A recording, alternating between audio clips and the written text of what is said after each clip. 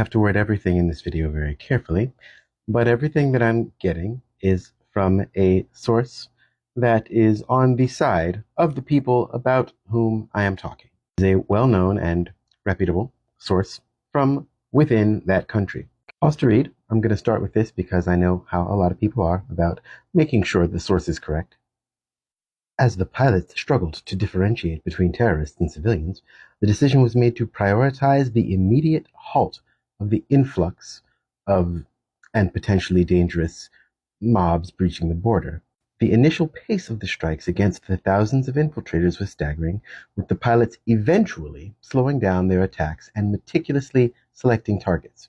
Eventually. The reason that people who are lying to you have to engage in such a strong narrative battle is that physical evidence, once it comes out and once it is clearly known, will not be on their side. And we know for a fact that a lot of the initial claims have been roundly debunked. Now, there's a video on that article which shows footage from a helicopter firing on people. Watch the video yourself.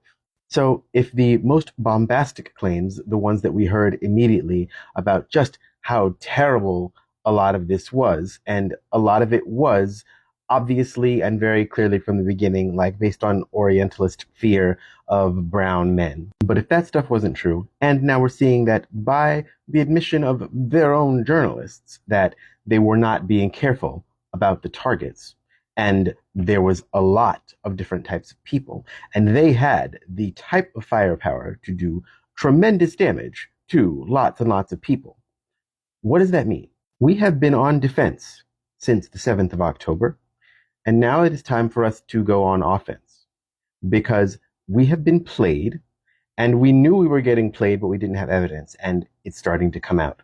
And not only is the evidence of the original situation coming out, but every day since has mounted evidence of exactly the mentality of the people who are doing the things that they're doing. It's time for us to stop pretending like there was ever any true justification for what has been happening. We have been goaded and cowed and essentially bullied into accepting a sort of both sides-ish narrative that has been wrong since the get-go.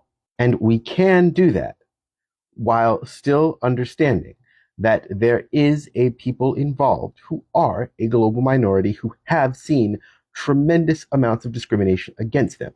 But the people who are in charge of that country are not speaking in their best interests. And the crimes that continue to mount must be spoken on, and more importantly, must be stopped.